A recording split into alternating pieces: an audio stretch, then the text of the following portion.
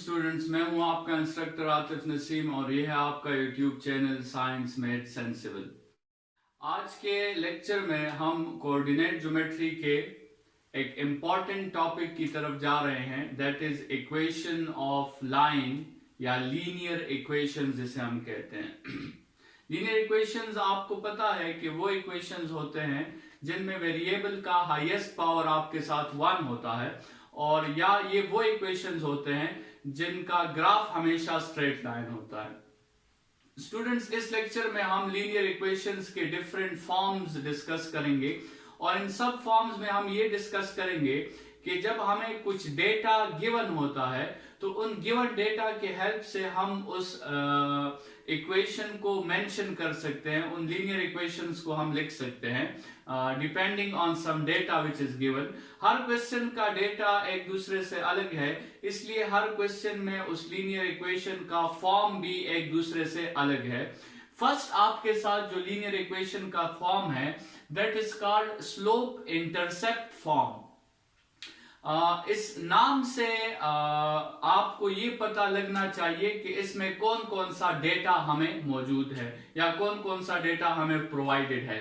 Slope intercept form में आप तभी इक्वेशन को लिख सकते हैं या किसी भी लीनियर इक्वेशन को मेंशन कर सकते हैं जब आपको स्लोप गिवन हो और आपको इंटरसेप्ट गिवन हो। लेकिन स्लोप इंटरसेप्ट फॉर्म में इस इंटरसेप्ट को हम c से जाहिर करते हैं, और याद रखें स्टूडेंट्स कि ये c जो है ये y इंटरसेप्ट है, ये x इंटरसेप्ट नहीं है। ठीक है, तो स्लोप इंटरसेप्ट फॉर्म में जो c है वो आपके साथ y इंटरसेप्ट है और m जो है वो स्लोप ऑफ दिस लाइन है।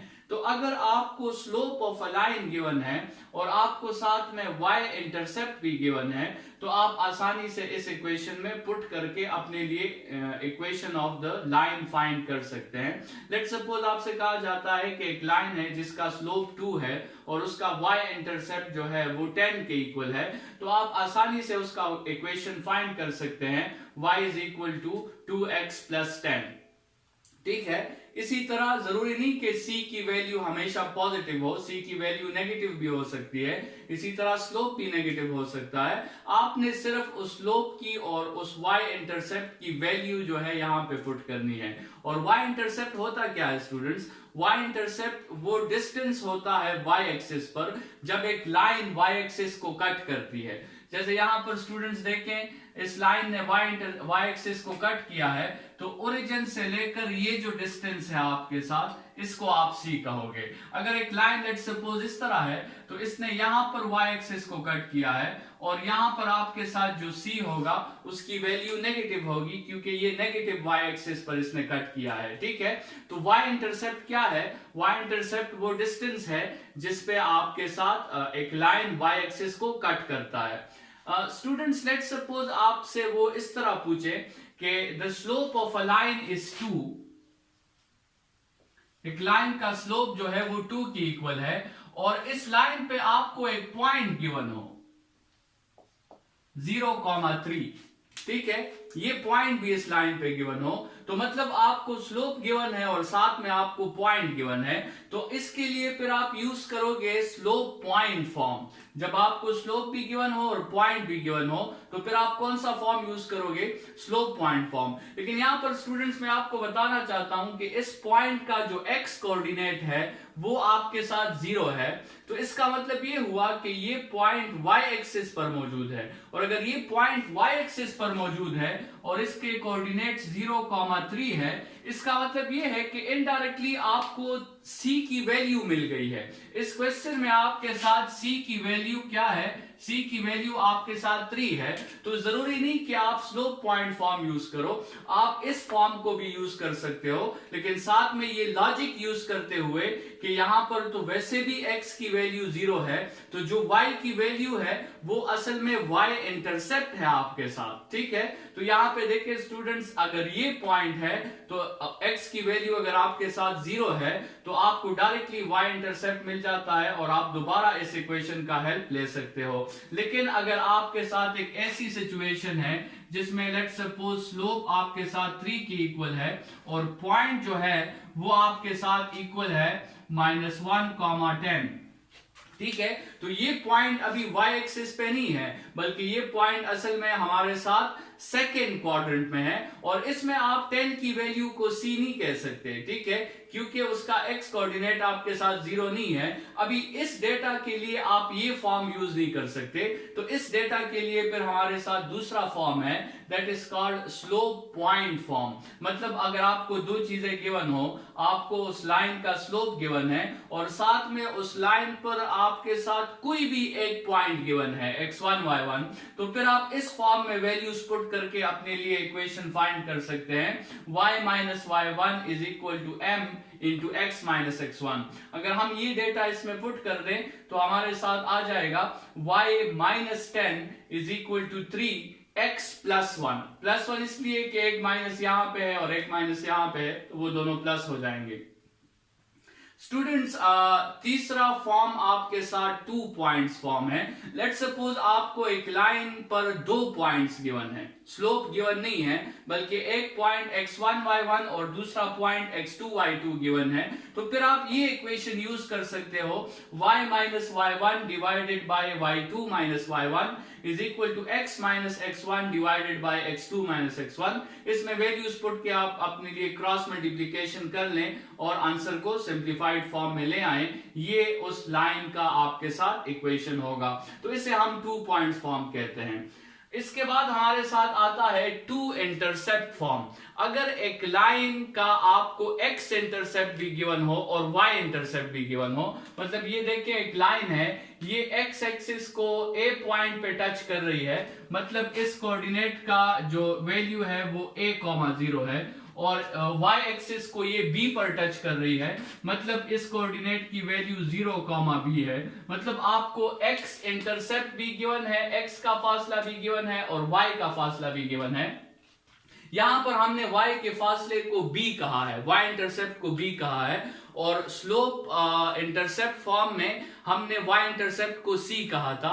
ये कांस्टेंट्स आपने याद रखने हैं, हर फॉर्म के साथ जो कांस्टेंट्स यूज हुए हैं ये वही कांस्टेंट्स आपने यूज करने हैं।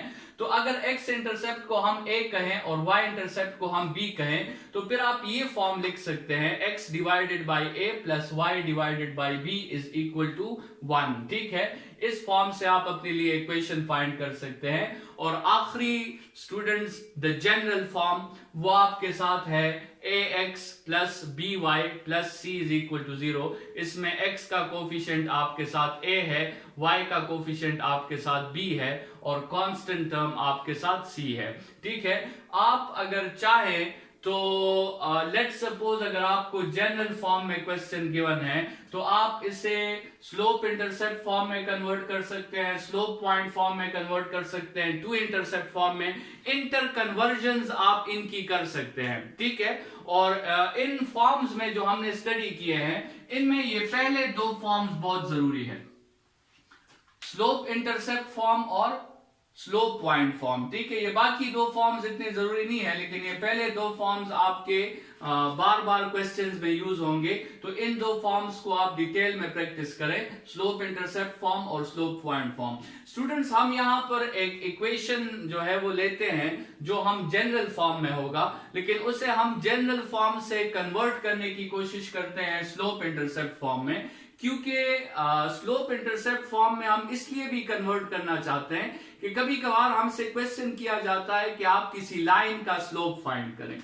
एक लाइन हमें गिवन है और हमसे कहा जाता है कि आप उसका स्लोप फाइंड करें। तो इसके स्टूडेंट्स 2 आसान तरीके हैं। पहला तरीका यह है कि आप उस लाइन में वैल्यूज पुट करके कोई भी 2 पॉइंट्स फाइंड कर लें और उन 2 पॉइंट्स के हेल्प से फिर आप स्लोप का फॉर्मूला यूज करें, y2 minus y1 divided by x2 minus x1, तो आपके साथ उस लाइन का स्लोप आ जाएगा। लेकिन दूसरा मेथड स्टूडेंट्स ये है कि उस लाइन को आप स्लोप इंटरसेप्ट फॉर्म में कन्वर्ट करें, और जब आप उसे स्लोप इंटरसेप्ट फॉर्म में कन्वर्ट करेंगे तो जो x का कोफिशिएंट होगा, उस स्लोप इंटरसेप्ट फॉर्म में जो x का कोफिशिएंट होगा, वही कोफिशिएंट आपको स्लोप की वैल्यू देगा। क्योंकि इस जनरल स्लोप इंटरसेप्ट फॉर्म में आप देख सकते हैं x का कोफिशिएंट यहां पर m है। तो इसको ट्राई करते हैं। लेट्स सपोज हमारे साथ एक इक्वेशन है 3x plus 4y plus 10 is equal to 0। ये इक्वेशन आप देखें तो ये हमारे जनरल फॉर्म में ये इक्वेशन गिवन है। हम इसे कन्वर्ट करते हैं स्लोप इंटरसेप्ट फॉर्म में। हमें क्या करना होगा, स्लोप इंटरसेप्ट फॉर्म में स्टूडेंट्स याद रखें कि अगर आपने किसी भी लीनियर इक्वेशन को स्लोप इंटरसेप्ट फॉर्म में कन्वर्ट करना है तो आपने y को इक्वेशन का सब्जेक्ट बनाना है, क्योंकि यहां पर y जो है इक्वेशन का सब्जेक्ट है। आपने स्टूडेंट्स याद रखें 3y को सब्जेक्ट नहीं बनाना, आपने -y को सब्जेक्ट नहीं बनाना, आपने 1/y को सब्जेक्ट नहीं बनाना, आपने y को प्लस y को आपने सब्जेक्ट बनाना है, +1y को। ठीक है, तो इस पे हम y को सब्जेक्ट बनाते हैं। लेट्स सपोज इस 3x और 10 को हम उस साइड पे शिफ्ट कर देते हैं। 4y = -3x -10। फिर हम इस पूरे इक्वेशन को 4 पर डिवाइड कर लेते हैं। यहां पर आपके साथ 4 और 4 कैंसिल, y = -3/4x -10/4। ठीक है, तो ये जो है अगर हम इसको एग्जैक्टली इस फॉर्म में लिखना चाहते हैं तो देखिए स्टूडेंट्स, हम इस तरह लिख सकते हैं कि y = -3/4 × x +-10/4, या फिर हम -5/2 भी लिख सकते हैं। अभी आप कंपैरिजन कर सकते हैं तो आप क्लियरली चेक कर लें कि m की जो वैल्यू है वो आपके साथ -3/4 है, और ये लाइन जिस पॉइंट पर y एक्सिस को टच करेगा उसका जो y इंटरसेप्ट होगा वो -10/4 है आपके साथ, या -5/2 है। तो इस तरह स्टूडेंट्स, जब भी एक लाइन आपको गिवन हो और आपसे पूछा जाए कि आप इसका स्लोप फाइंड करें, तो आप आसानी से इस लाइन के इक्वेशन को स्लोप इंटरसेप्ट फॉर्म में कन्वर्ट कर दें, और फिर जो x का कोफिशिएंट होगा वो आपके साथ उस लाइन का स्लोप रिप्रेजेंट करेगा। इस लेक्चर के लिए इतना ही। Thank you students.